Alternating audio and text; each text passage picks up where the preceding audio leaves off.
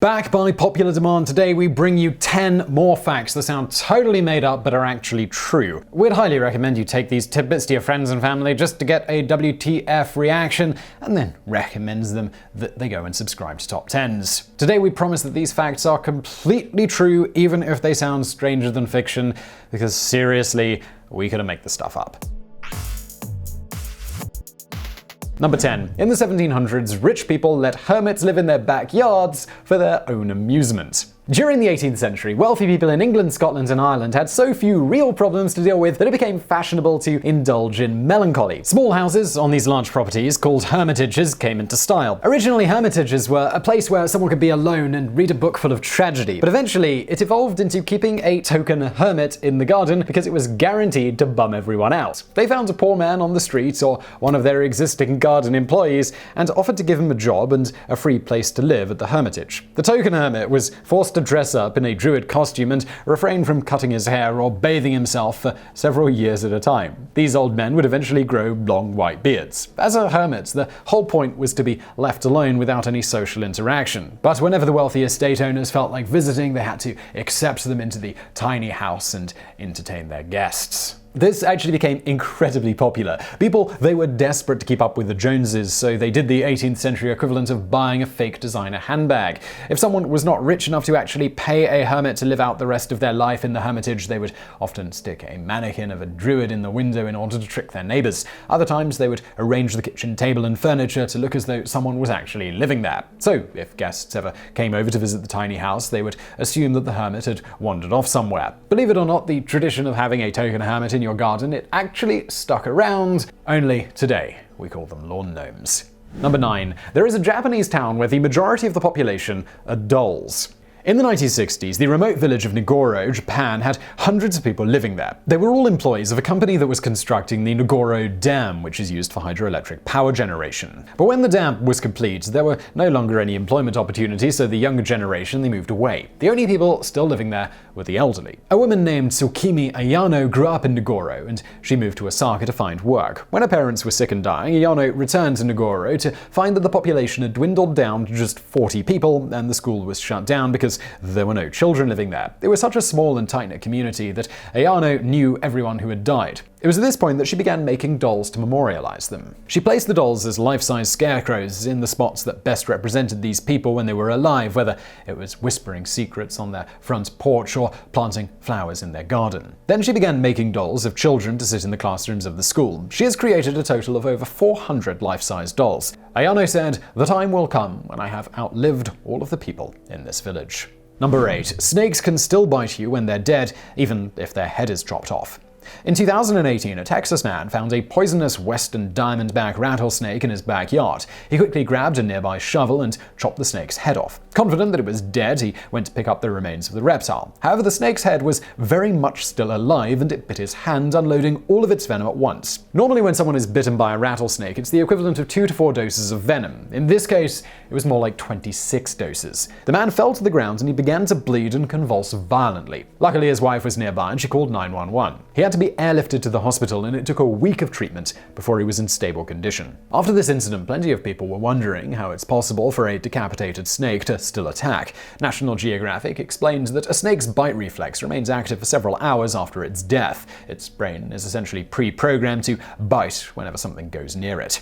Number 7. Scientists have experimented with interspecies surrogacy. While it sounds like something out of a science fiction novel, scientists have experimented with transferring the embryos of an animal into a surrogate mother of a completely different species. This is called interspecific pregnancy, and it's also referred to as interspecies cloning. The main motivation is to see if the embryos of endangered species could be carried by surrogate mothers to increase the populations. Cats and rabbits have carried cloned embryos of pandas, but the babies did not survive because the cat and rabbit bodies rejected them. A few of the experiments actually did work though, but as you might imagine, it was between 2 species that were closely linked. For example, it has been successful with rats and mice, as well as 2 different species of camels. And yes, there have been talks of experimenting with half-human chimeras, but this has plenty of obvious ethical issues. Number 6. 2 men lost their arms during a tug-of-war. While this does sound like a scene out of a Monty Python movie, it was actually an all-too-real nightmare scenario.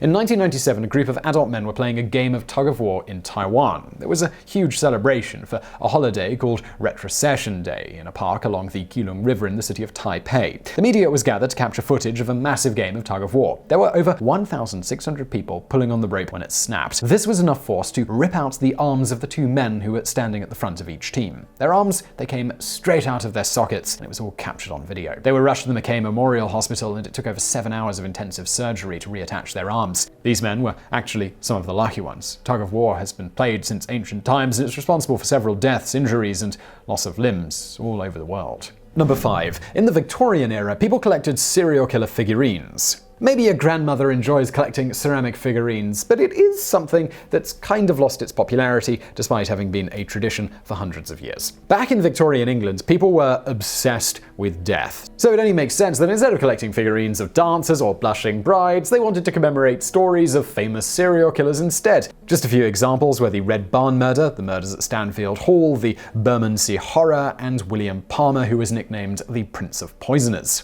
If you're wondering who on earth had the money or motivation to buy these things, look no further than the author Charles Dickens. He was inspired by William Palmer and the Bermondsey Horror when he wrote his novel Bleak House, so it would only make sense that he would want to keep around a little memento of the people who helped him write another bestseller. Number 4. One cloud weighs as much as 100 elephants. When you look up at clouds, they look like they must be lighter than air, or at least have a similar consistency to cotton candy. Most people assume that they are weightless since they are floating. You've probably experienced going through a cloud when you're flying in an airplane. However, a cloud is much heavier than you would ever imagine. It actually weighs an average of 1.1 million pounds, or 498,952 kilograms. So how on earth does something so heavy float? The water droplets, they crystallize, and this water spreads out, so the weight is evenly distributed. One cloud usually spreads across more than a mile, and they are 1/4 of a mile thick. It takes over 1 million of these small water droplets floating in the cloud to form into just one raindrop. Luckily for us, when clouds have too much moisture, it simply rains instead of the clouds crashing devastatingly down onto our heads. Number 3. A Boy Scout built a nuclear reactor in his parents' backyard. In the 1990s, a kid named David Hahn was a Boy Scout in the Clinton Township in Michigan. When he was 14 years old, he took it upon himself to earn the Atomic Energy Merit Badge. He continued to remain interested in chemistry, and he caused several explosions on camping trips and in his parents' basement. His mother forced him to start doing his experiments in the garden shed. By the time he turned 17, he wanted to build a nuclear reactor as his Eagle Scout project. He started collecting small bits of radioactive material from smoke detectors. He bought thousands of lamps from an army surplus store to collect the thorium-232, and gathered antique glow-in-the-dark watches and clocks to collect radium-226. He even pretended to be a professor to gather materials that are normally only given to certified laboratories.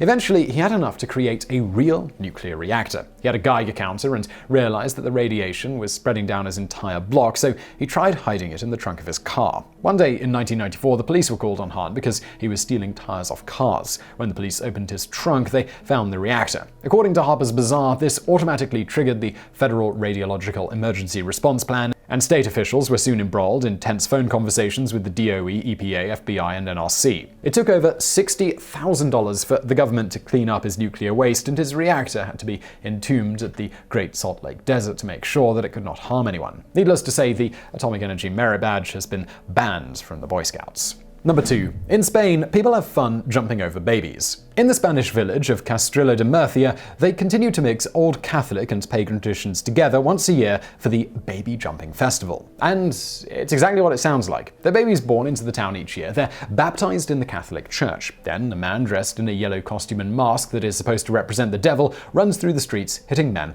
as they run away. Then, this same man, dressed as the devil, begins running and jumping over mattresses on the ground with at least 4 babies laying on each one. This is the so-called Flight of the Devil, and it represents taking away original sin. Superstition leads people to believe that it will bring good health and prosperity to the child. As soon as the ritual is done, the mothers lay rose petals on the babies, and then they bring them back to safety. So far, there have never been any recorded injuries. It is considered to be so safe, in fact, that people from all over the world are starting to bring their babies to participate in the festival every year. Number 1. Drinking wine was a torture method used by the Spartans. The Spartans are remembered for being some of the best warriors in history. Every single soldier in their army was basically a perfect specimen of physical fitness. It only makes sense then that their attitude towards alcohol was very strict. Wine was always watered down, and they were only allowed to drink during certain times of the year. Getting drunk on purpose, it was unheard of, and if someone overindulged in drinking, they were severely punished. Young Spartans, they were taught about the dangers of drinking by